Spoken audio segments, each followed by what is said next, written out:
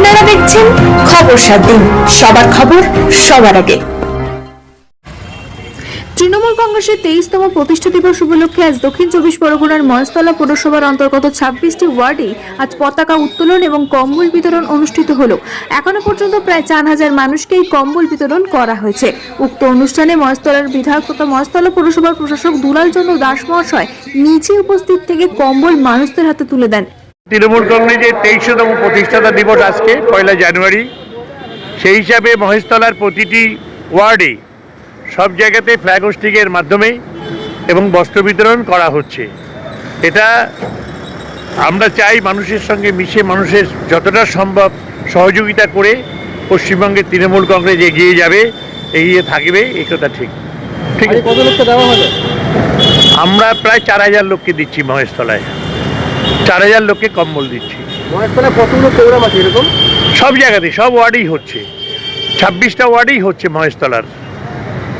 মহেশতলা থেকে প্রীতম চৌধুরীর রিপোর্ট, খবর 7 দিন।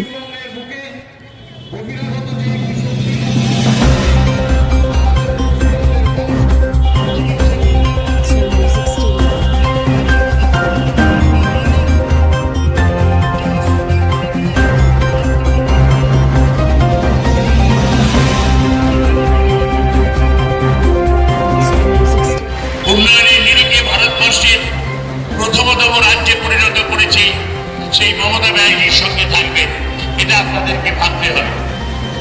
কারণ যারা ভারতবর্ষের ক্ষমতায় এসে দেশটাকে স্বচ্ছ ভারত করে এখন বেসরকারি হসপিটালে গেলেও আপনি সেই সুবিধা পাবেন।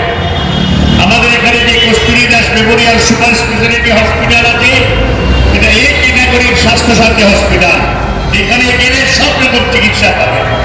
তাই বন্ধুগণ, আপনাদের সকলকে বলবো কি দেয়নি মমতা ব্যানার্জি, এটা ভাবতে হবে। সব কিছু দিয়েছে, যদি কিছু বাকিও থাকে সেটাও দেবে, তার সুযোগ করে দিন। এ কথা বলে সকলকে ধন্যবাদ জানিয়ে আমি আমার ক্ষুদ্র কথাটা শেষ করলাম। এমনই তাজা ও গুরুত্বপূর্ণ খবর পেতে খবর 7 দিন চ্যানেলটি সাবস্ক্রাইব করুন এবং নোটিফিকেশন পেতে বেল আইকনটি টিপুন।